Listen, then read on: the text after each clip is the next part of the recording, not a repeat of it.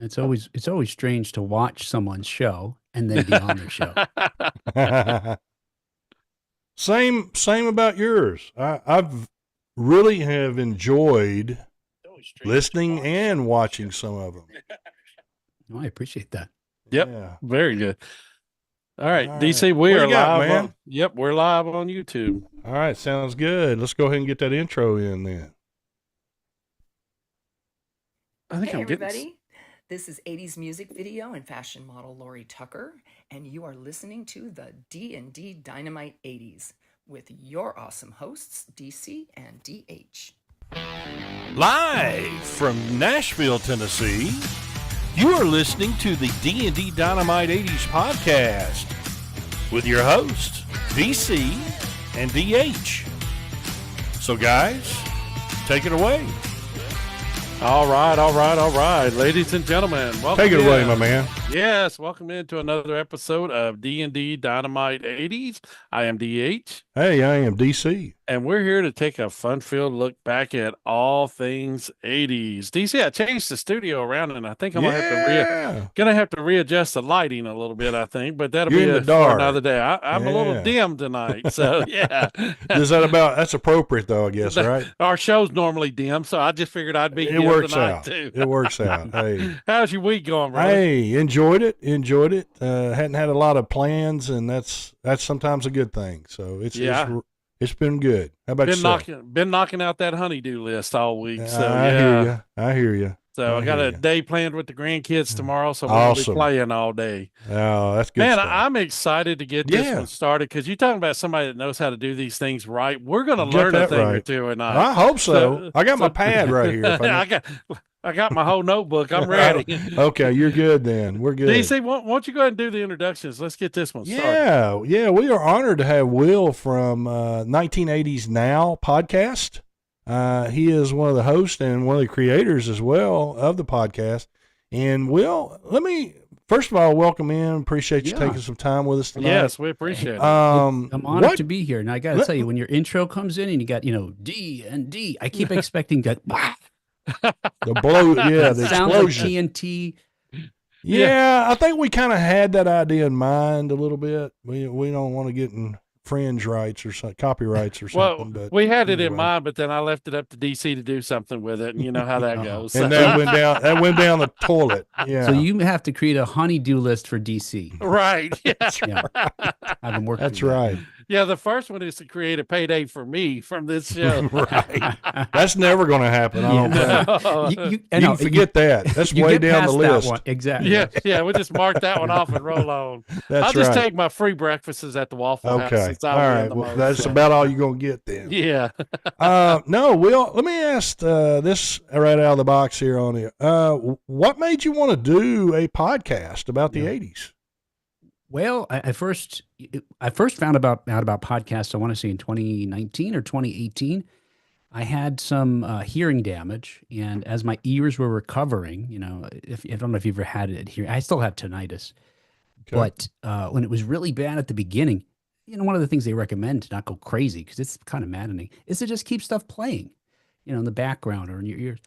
And so I started listening to podcasts I hadn't before, and at the time, you start Googling your interests. And of course, one of the first things I Googled was 1980s. And at the time, and I know you guys in our show, we started around the same time, there weren't that many 80s shows. Mm-hmm. Now you say that and it's silly because there's, 3 dozen, 4 dozen. And now you go to TikTok, there's tons of Gen X people and stuff like that. Right. But at the time, there weren't that many. And there weren't folks that I felt like I could connect with or relate with. So I thought, we'll just do it ourselves.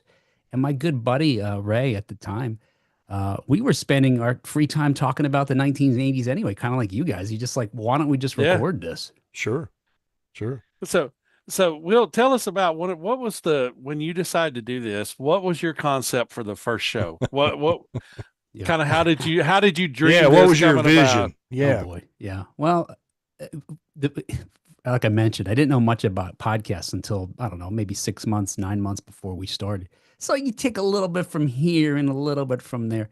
So the concept was to start what ultimately wound up being, which is talk about news, but there's so much that's related to the 1980s still happening today. Whether you got movies or TV shows or songs or bands still touring or Right. So I thought, well, let's talk about stuff that's current and let our minds wander with regard to the nostalgia part of it. If we talk about they're rebooting a certain movie, let's talk about the first time we saw it. And then the second half of the show being a topic. The very first episode we had, we invited a local person, a kid who was in his early 20s at the time, who was now that again, these are sort of dime a dozen now, but he was living like it was 1980s. He was dressing like a hair metal guy and just wandering around a nearby town. And so we chatted with him about that. Yeah. But I got to tell you, I don't know about how you guys feel about your early episodes. It's hard for me to listen to them now because it's rough. Yes. Yes. Very much so. Our first episode. Give him the lowdown on how we our big mega setup studio. So our first shows were on a cell phone with a $5 microphone plugged into the cell phone. Share between us. Between us. And it's like we go back and listen, and it's like Was that us? What was that? I don't even know what happened there. And we haven't got much better since. No. But we have stepped up the game of how we do it. So there you go. Yes, technology's we'll take the pluses. Technology's advanced. We have not. We'll leave it at that. There you go. Well, kudos for getting started. So many folks just get hung up on the idea that they don't know enough about how to podcast or a topic instead of just, putting it themselves out there and then working through the kinks as it goes. And you've stuck with it. Was it 6 years now, right?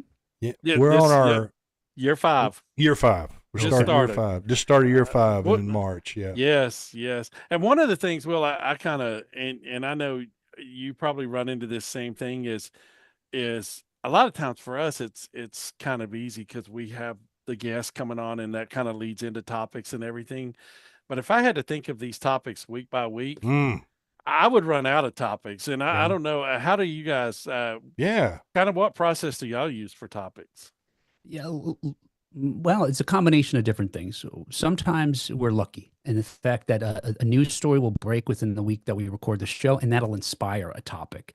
But other times it's, researching or just early on, me and my co-host, we just brainstormed, 2 pages worth, I want to say, of topics we could think of that we'd want to talk about that were interesting to us, and then started making our way through it. But I mean, you do a show a week, you get through that pretty fast. Right. And so some of them we are developed ahead of time with, so are planned.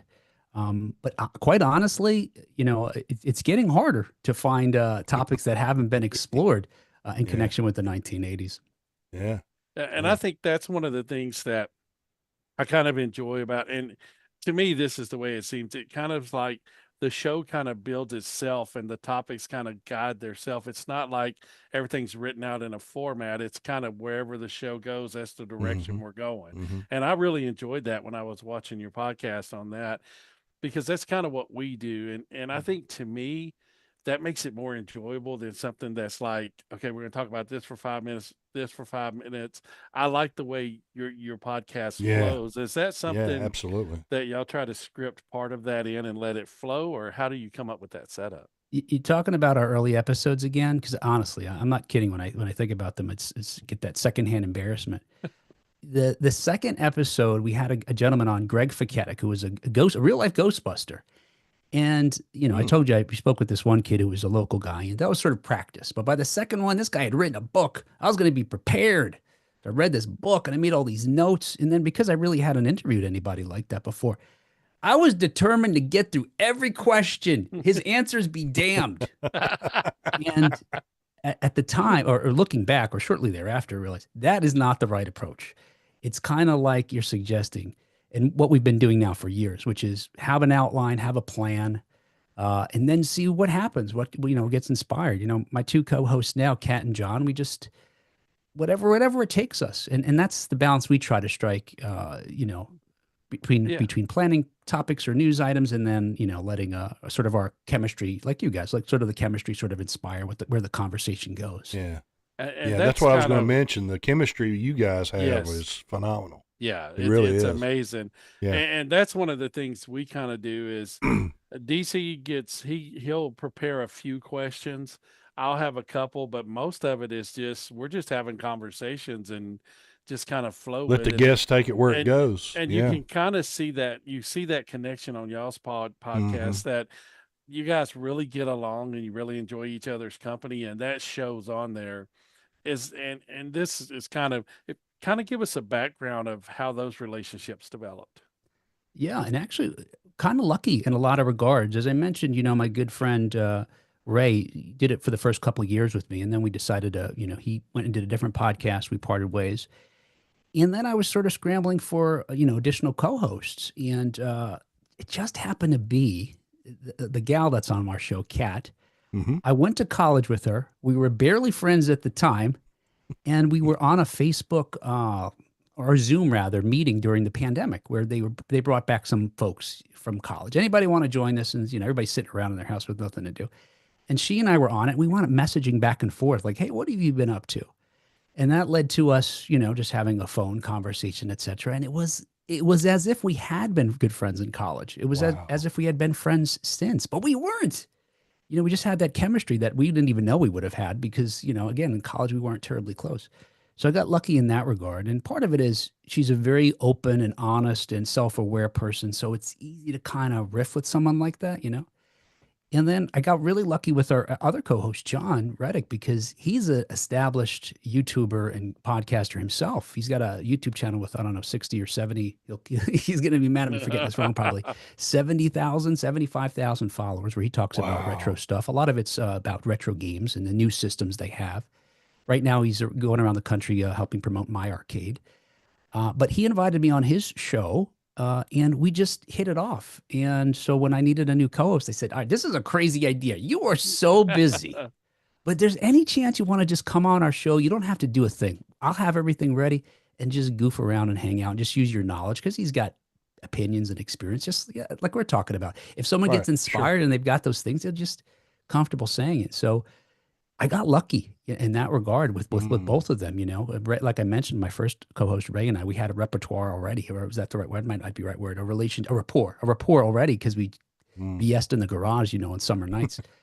Right. Yeah. But these guys, I don't know, it just came together. Yeah.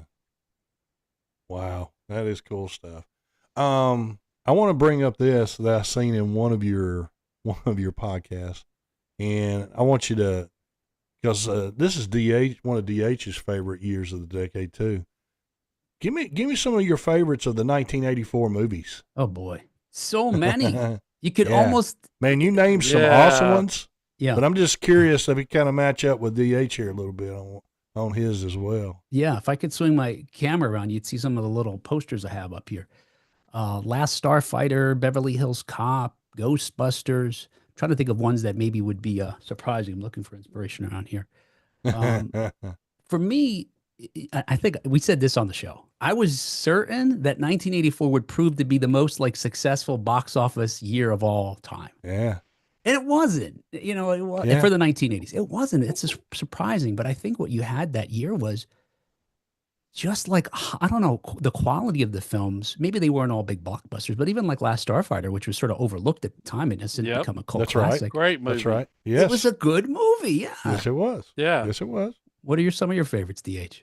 I mean, you named part of them. I mean, you've got, of course, I knew Beverly Hills Cop. Beverly Hills Cop is amazing. Anything with Eddie Murphy in Karate Kid came out. The Terminator, the Karate Kid came out. Fantastic. Then. The Terminator, Ghostbusters. I mean, Bill Murray. You can't beat Ghostbusters. Wasn't a big fan as far as for me, but it was a good movie to take dates to. Is that Footloose? Wasn't that 84? Sure. I think that was 84. That was 83-ish, 84-ish around there. Red Dawn, Police Academy. I think Police Academy was 84, if I remember correctly. That's right. Nightmare on Elm Street's another one of mine. Nightmare on Elm Street. Oh my gosh! Yeah, I forgot about that being in 84. Yes. Yeah. There was just so many movies that came out in 1984. I'm like you. To me, that was one of the most iconic years for movies. But like you said, the box office, it didn't parallel. But I almost forgot. Now wait a minute, DC. Let me Revenge of the Nerds. Wasn't that 1984? That was 84, yeah. And it was 84. Yeah. Got that in, by the way, so I had to show that. Yeah, we got the little metal posters. I've got Breakfast Club came in, and and Yeah. Karate Kid and Footloose and a few others. I got to figure out a place to but- put them up back here. DH is one. It's one you can hear, right? You just see that and you hear it. Yeah, I mean, and that's why I had to order it, because when I saw it, it was. I'm just like, yeah, gotta have that. Got that one. That's perfect for and the. I know this was more late 70s, early 80s, but this came in too. Yeah, I The think it was Yeah. Brothers 1980. one. No, Yeah. absolutely. Yeah, 1980, I believe. Yeah. yeah, I think so. Yeah, there's just certain movies when you hear certain things, it's just automatic. That's the movie. Like the Beverly Hills Cop, the scene with Surge when he's talking about the art Yes. piece. Sure. That's just automatic. So I cannot. Yes. yeah. So if I had to ask you, Will, what if you Mm-hmm. had to take all those movies from boy. 1984 in that area, what would be your top two? Jeez. I think Last Starfighter is probably my top. Is among those two. Mm-hmm. I feel like it's got everything, and I had the luxury of talking not only to the two stars a couple of times, but also the screenwriter Jonathan Betchell. And I told them, but I'll tell you, I feel like it's more relatable than Star Wars, which had been my favorite film before that, because it's a guy starting on Earth, not Tatooine, not some foreign planet. And as a kid, seeing that, and because it was an arcade game that got Yep. him into this thing. Yep. You felt like, well, I could do that too. Look, Mom, I'm not wasting quarters at the laundromat Yep. anymore. I could be recruited I to could help do defend this. the world. Yeah. Yeah. That famous scene where he's at, wasn't it like set in the trailer park or something? Yep. And you see that scene, and I'm trying to think, was it Louis Gossett Jr. that played the alien in that? No, you're thinking of Enemy Mine. Enemy Mine. Okay, I was thinking, I couldn't remember what he was in, but yeah, I remember the scene of him sitting there at kind of like the trailer park, and then the shooting star flashes. I remember that scene from that. There's my mini poster Yeah. of it. Yeah. Mini Awesome. poster. Yeah, I'll blow your Awesome. mind. Dan O'Hurley actually played the alien. And you'll say, well, who the heck is Oh. that? Very accomplished actor who was, had been in films for decades before that. But he also played the, I want to say, CEO of Oscorp of the company in RoboCop. Yes. He was the older guy. Yes, I Yeah. know exactly who you're talking about. Yeah. Okay. There's one other in 1984 too. I think it was 84. Wasn't Children of the Corn? Wasn't that out 83, 84 somewhere in Might there? have been. Yeah, I don't remember offhand. I want to say it's somewhere in there. Yeah. Yeah, When did Poltergeist come out? that was 82. Yeah, I was going to 82. say, I think that was 80. Yeah. Okay. Okay. Trying to think of a second one. Trying to think of this other one. Honestly, as a kid, if you had Yeah. asked me this in 1984, by the 1984, I probably would have said Ghostbusters. I don't know that I would say that today. Yeah. Don't get me wrong. I love that film. But I Oh, yeah. remember as soon as that film was done, I wanted to be a Ghostbuster. It's one of the reasons we Yep. talked to that guy. Heck yeah. When I was lucky enough that my parents took me and my sister out to California shortly after it came out. Maybe it was the next summer. Maybe it was the summer it came out. Actually, it didn't come out in the summer. I think it came out later in the year. But and only in LA did we see this. Them selling the Ghostbusters shirt like they wore at the end of the movie when everybody's like Ghostbusters. Oh my gosh, that was a prized Yep. possession. Yes. I wore it till it wouldn't fit anymore.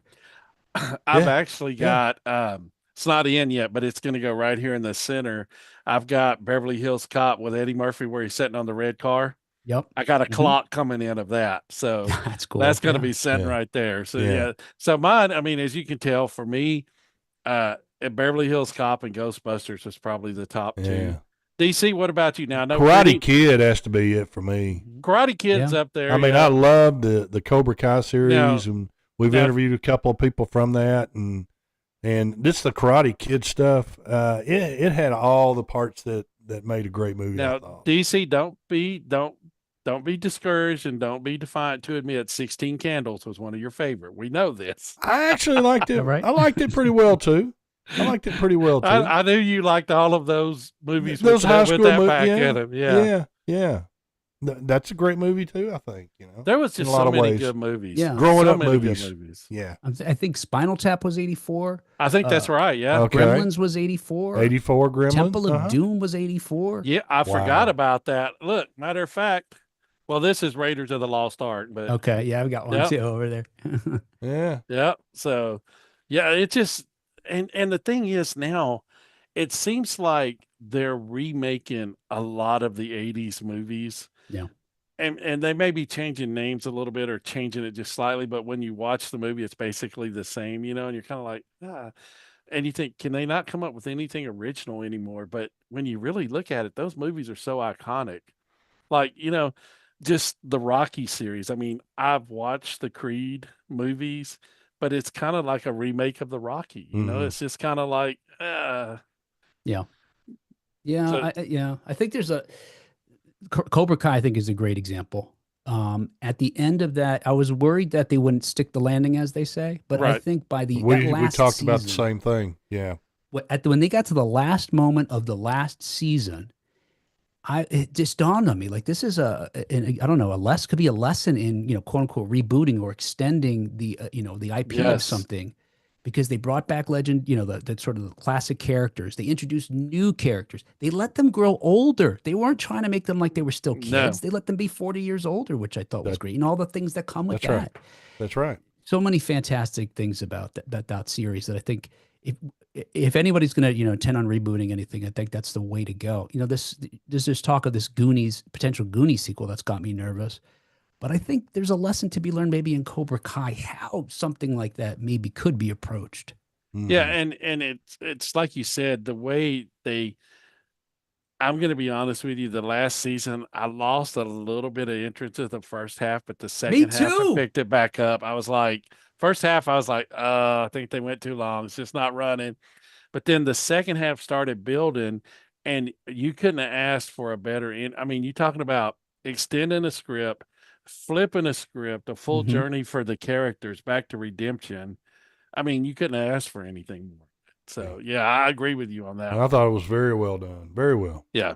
Yeah, I had the same thing. 2 episodes in, I turned it off. And then a couple of weeks went by. My buddy, who's really into movies, a screenwriter, texts me and says, "Hey, how do you like?" Oh, he says, "Cobra Kai was fantastic." And he watched the whole thing in a weekend, I think.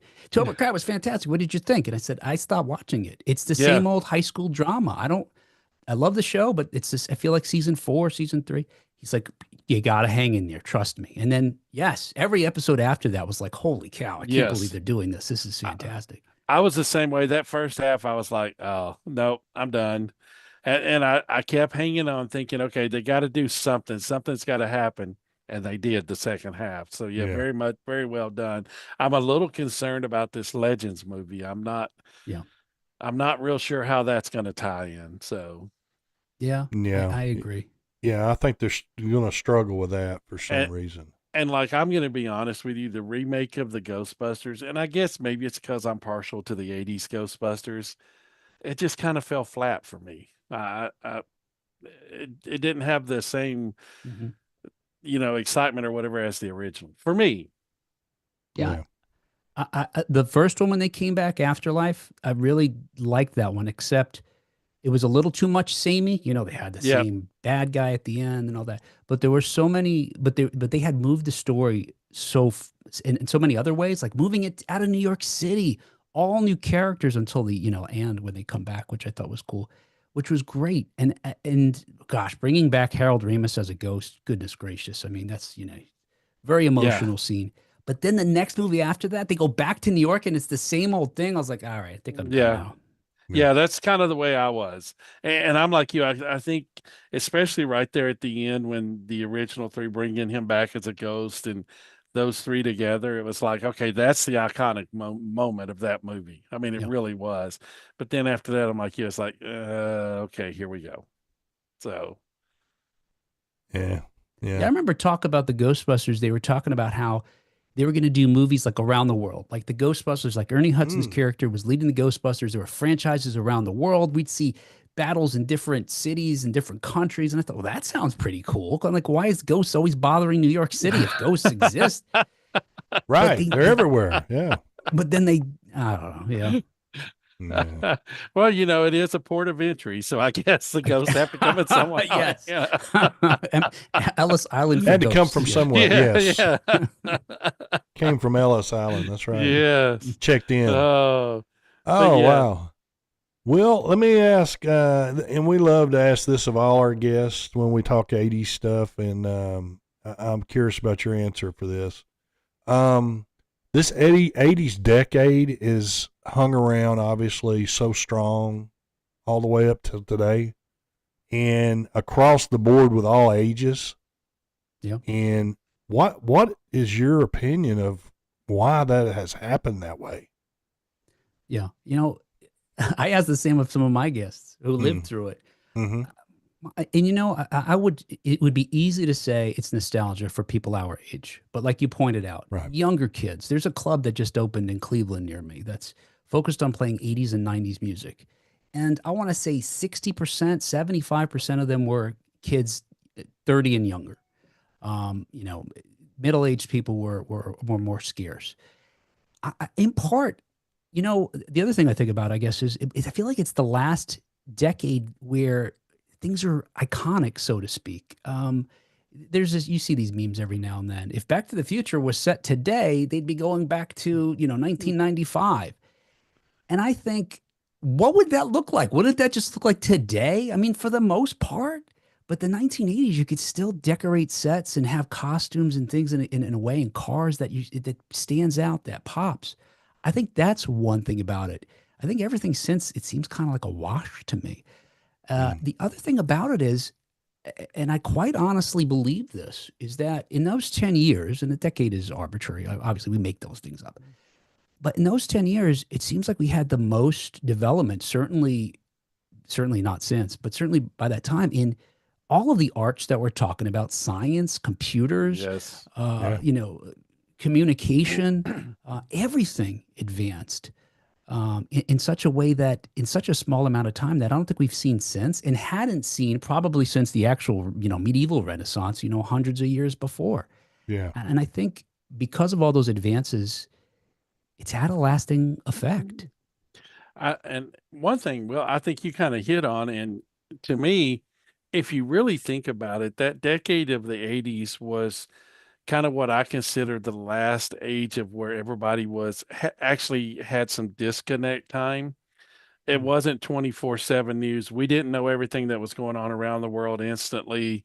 You weren't constantly bombarded with the negative and, of the political situations or the wars or this or that or the natural catastrophes going on. And we didn't carry one of Didn't these have it around all right. of the Didn't have it time. right at your Right. fingertips. That's right. And I think for me, just kind of looking back, that was actually a time where people kind of disconnected, enjoyed entertainment, enjoyed some downtime with family, friends, having get-togethers, enjoying the music of the time, the movies of the time.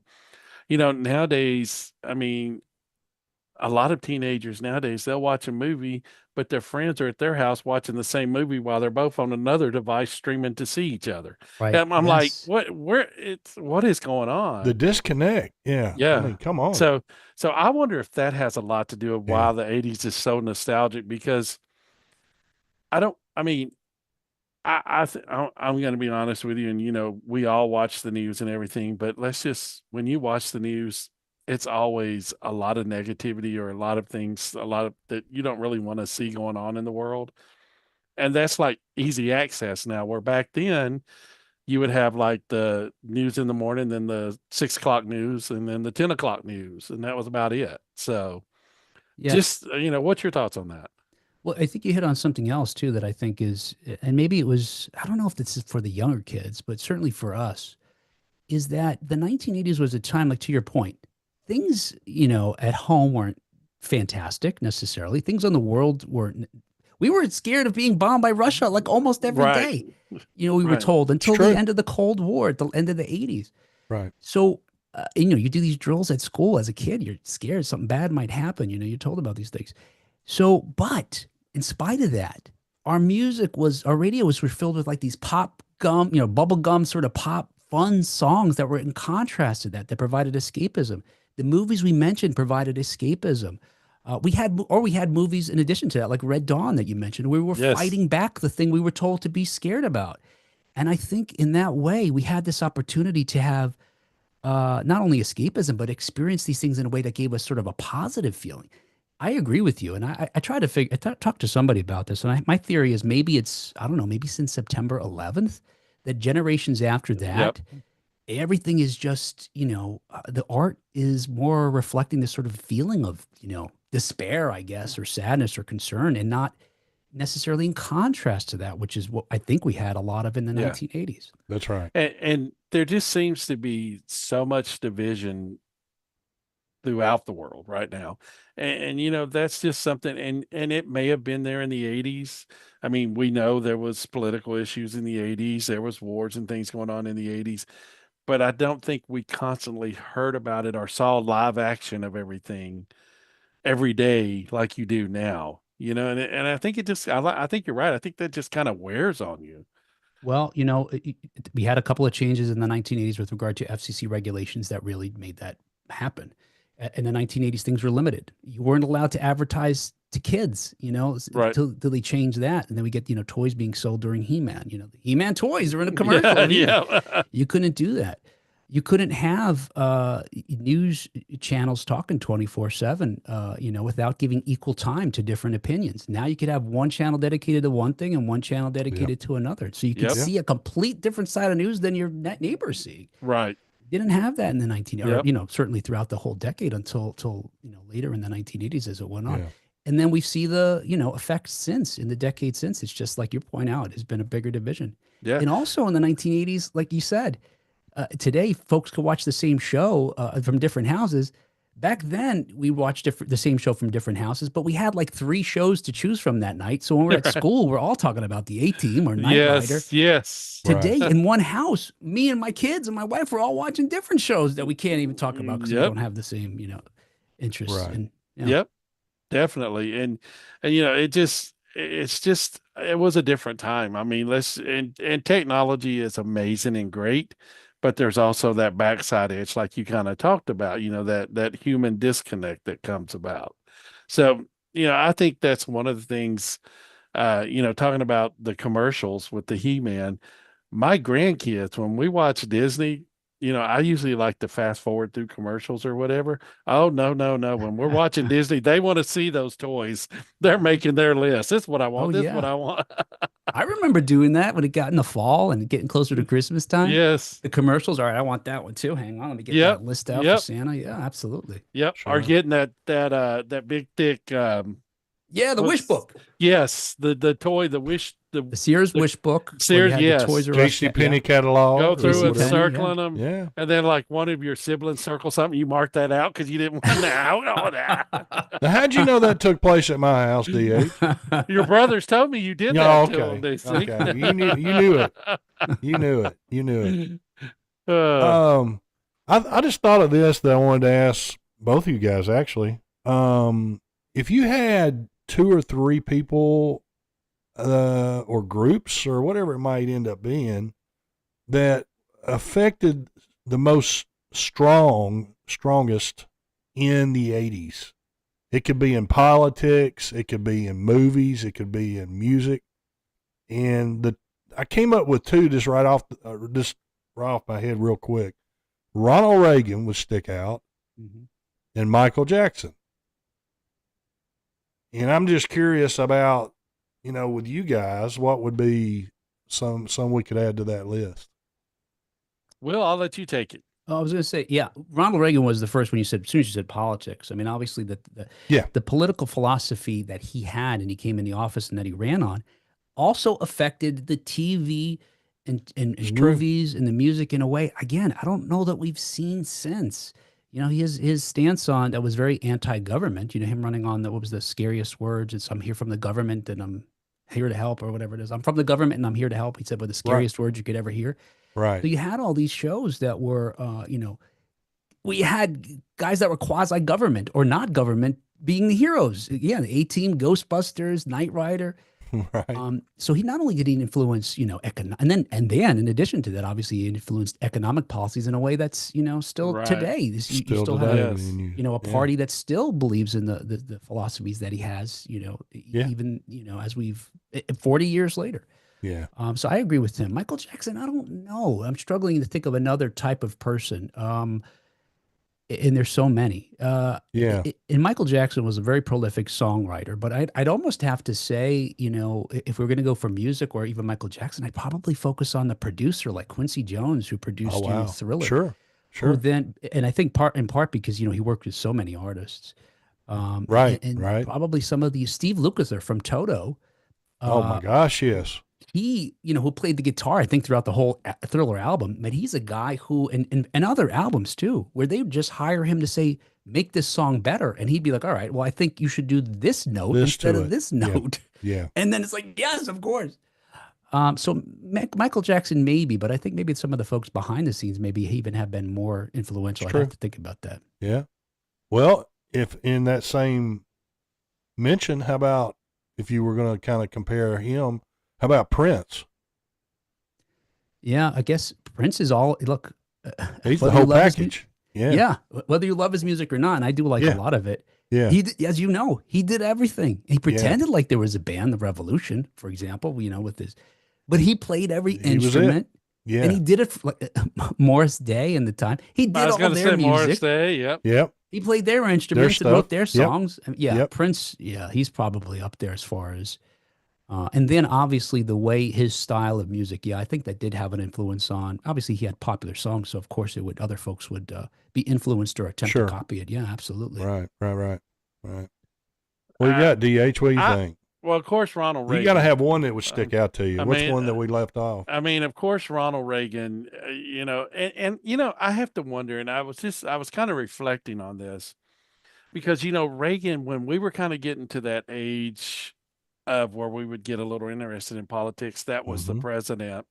And I'm kind of wondering if that's why Reagan sticks so much with us from the 80s and if that kind of carries over, from generation to generation according to who the president is during that time when they come into those high school years. Yeah. I hadn't really ever thought about that, but Reagan really sticks out to me. Um, I'm going to be honest with you, and this is one he started, I want to say late 80s. And whether you agreed with him or not, the marketing skill and the way he built and kind of brought, to me, he was kind of that icon that brought talk radio around. Mm. Is Rush Limbaugh. Whether you Yeah. agree with his politics or not, very smart individual in the way he marketed his show and the way he kind of really, and I guess maybe that's what captivated me into talk radio, even whether I agree or disagree with his political stands. It was interesting to listen to and listen to the interviews he had with whoever the politicians were at the time.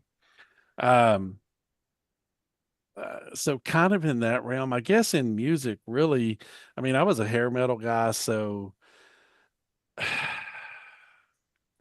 probably AC/DC was most influential. Van Halen's one of my favorite bands, but I mean, for the rock that they put out 70s, 80s, and continuing, They ruled it. AC/DC just had so much influence on so many bands. Yeah. Yeah. I would have to go with them as a band, but Yeah. just kind of looking at different genres, and different items and facets. Like if you go into movies, I mean, you're looking Clint Eastwood, Michael J. Fox. I mean, there's so many actors and actresses in the 80s. So to really just kind of pick out one or That two, was tough for me. That's why I couldn't pick one. It's really Yeah. tough because even if you look Reagan to Bush to Bill Clinton, I mean, all of that in the 80s, all three of those could be substantial figures. So, I mean, it's just, I don't know. There was a lot of very talented people in all areas in the 80s, if you look Oh, back there. absolutely. And, It'd I'm be hard to kind of, narrow it down. and maybe Yeah. it's because I'm older and I look at it differently, but I don't know if there's that wide of a variety for me today. Yeah. That I can pinpoint and say this person, this person, this person. And maybe Mm. that's because that was my generation of those kind of coming into the adulthood years. I don't know. But when I look at things today, I don't see the statesman, like in politics, I don't see the statesman willing to walk across the aisles to try to do what's good for humanity. I kind of see everything's divided. Yeah. And for me in the 80s, I know there was some division, but you had politicians constantly working across the aisle with each other, like Al Gore and Oh, I can't think of his name. I just went blank. Um, anyway, it seemed like they were more willing to work together. And I think for music, for me, maybe it's because the genres all played on the same radio station. It kind of seemed the same way because Did hear. I'd be listening to Madonna 1 minute, then Van Halen, then Lionel Right. Richie, then AC/DC. I think that's what's special about the So, 80s. so it's kind of like everything One was of just getting them, along, you know? yeah. So, yeah. All those genres just got, Oh, I worked. have to give a special mention to Richard Simmons. I will never forget. I was a general manager with Walmart many, many years ago. I was at a meeting in Texas, a divisional meeting. We walk in at 6 o'clock in the morning. They have this large breakfast, and here comes this person. Okay, okay, everybody up, everybody up. We're moving. Wow. And I'm like, who is this person? And I'm like, they're like, that's Richard Simmons. I'm like, oh my, okay, let's go. But Mm, but he was, I mean, and when you talk to him, he was that energetic and outgoing. So it was really cool to meet him. And I yeah. also met Norval Redenbacher, the popcorn guy. So that was cool. No So, kidding. That is neat. so That yeah, is neat. I just got to thinking we kind of left out.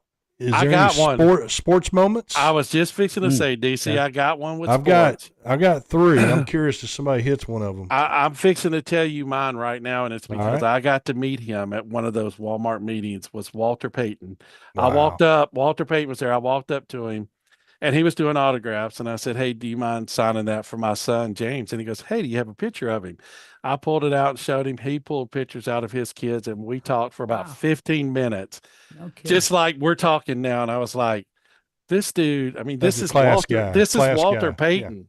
Walter Payton, Right. and he's carrying on a conversation with me. You know, Hall of that, Famer. you know, Yeah. yeah. So I mean, to me, that's the epitome of sports. Him, Pete Rose, which interesting story. My son got to watch a World Series game with Pete Rose and get his autograph. Him and one other person was watching a World Series game with him. Like, I want to go. You didn't invite me? What's up? Yeah. Yeah. The battle with and winning, and we were destined not to win it was beating the Russians Oh, in 80. yeah, mhm. That's probably the top one. Miracle on Ice. Yes. Miracle on Ice. That has to be one of the That ones was that a sticks out to me. great sports moment. The Stanford, California finish where They spiked the trombone player. where they ran over the band members. Yeah, yeah, Yes. yeah. That would be one as well. There was two or three. You that know, kinda what stuck out about, to me. wasn't it in the 80s when Petty won? Yes, it was, because Petty won the Daytona 500, and they have a shot of Ronald Reagan flying over in Air Force Yeah, One yeah, with the car on the banking. yeah, Because I have yeah, that picture somewhere. That was yeah, cool moment. yeah. Cool moment. That was at Daytona, the Firecracker 400. Yep. Will, what about And- you?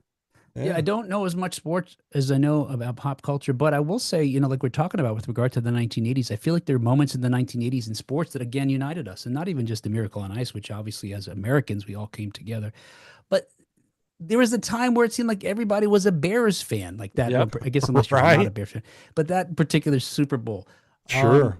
I grew up in New Jersey, so the folks are either Giants, Jets, Eagles, or Steelers, or we're Dallas Cowboy fans. You seem like you had Dallas Cowboy. There you go, Dallas Cowboy fans across the country, and maybe Yes, it was just that's because of right. the cheerleaders. I don't know.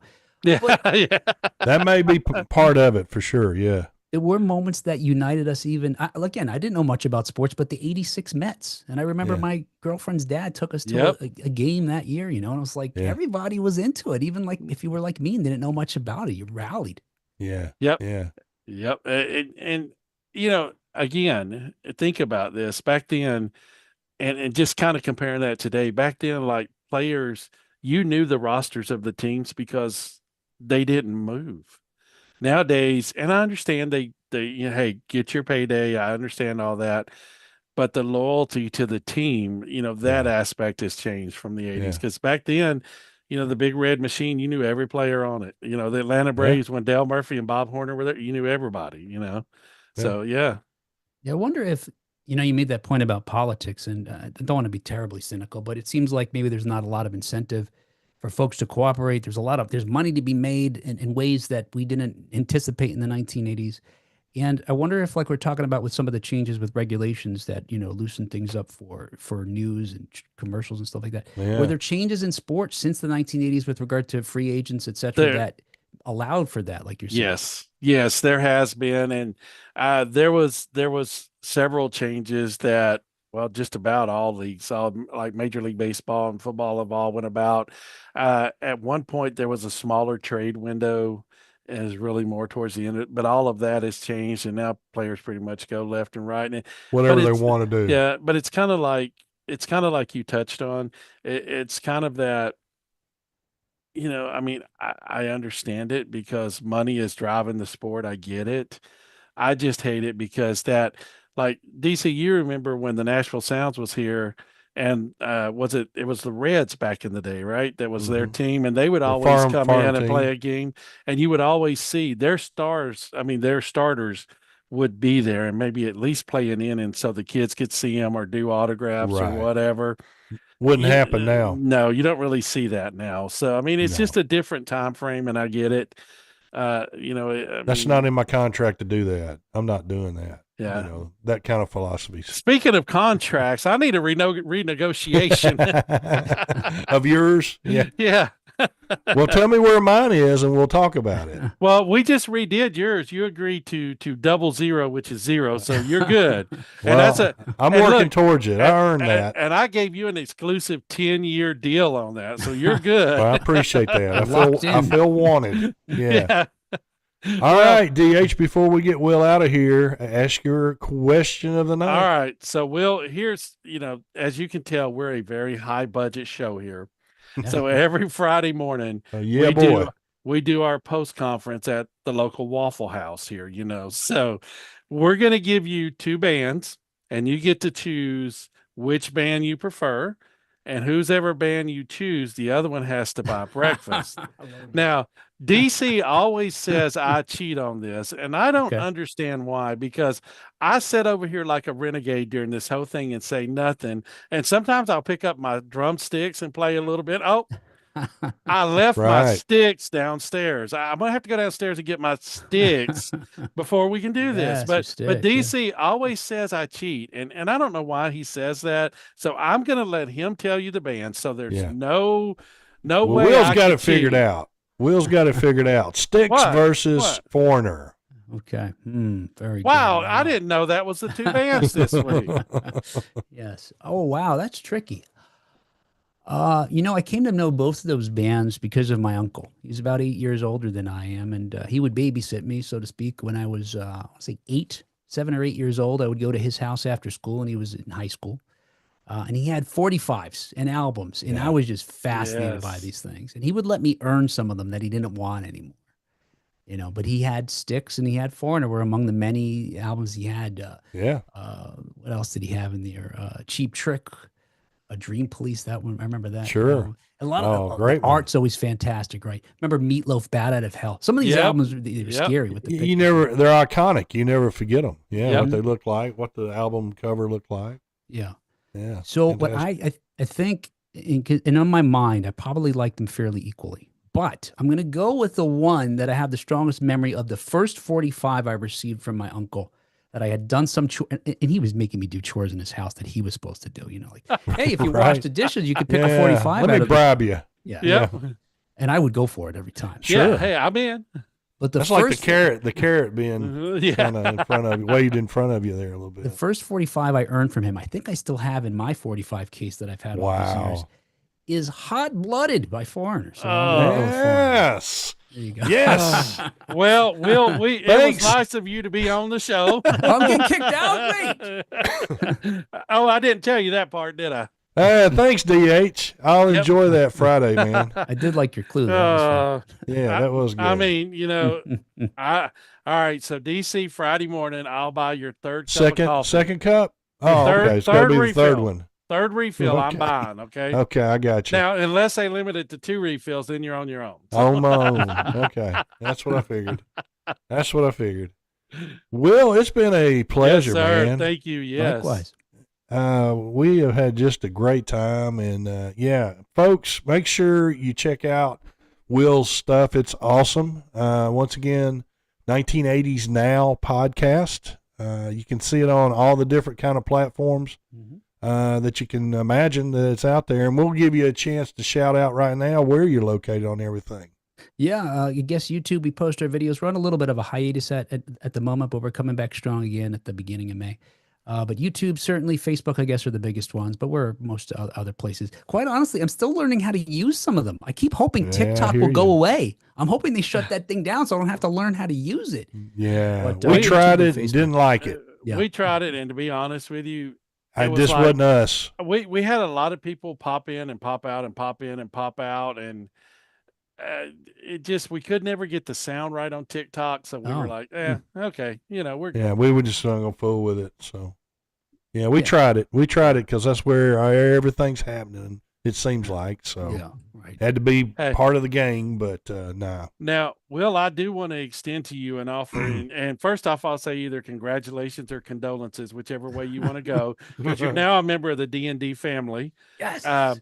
Anytime you would like to come on and be a co-host, you're welcome. I mean, Oh yeah, if be honored you're to have you to interested do in that. that, we can send you a list of guests. You can pick whoever you'd love to talk Wow. to. Okay. Feel free to join us. We at love any to do time. that. We Yeah. love to do that with our guests, and we've had a Yes. blast in the past doing that. And our listeners love that because they're like, "Hey, you two guys finally shut up, and then we get to hear right, other we got people." So it's all a good. different viewpoint here, so it's all good. But yeah, Phil, if you would, anytime if you yeah, can I'll do send that to we you, can Will. send I'll that send list. you the list and jump love in to have right you on. anytime you'd like to.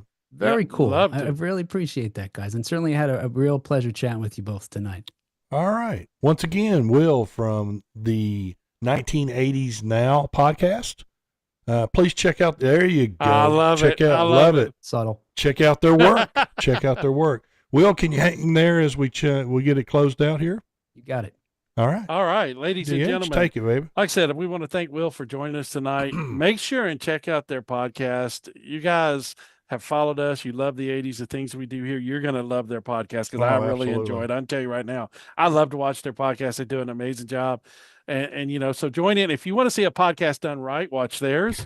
Right. So you'll see that. But Right. please don't compare us to that. We're going to do what we do. No. We'll keep doing our We do stuff. what we It's do. all good. That's it. But yes, that's going to do it for another week of D&D Dynamite 80s, ladies and gentlemen. I appreciate everybody joining in. Remember, you can find us on Twitter, YouTube, Instagram, Facebook, on our website, D&D Dynamite 80s, and on Canyon Star TV. So if you don't see us on YouTube, you can go there and watch us. We're on their platform as well.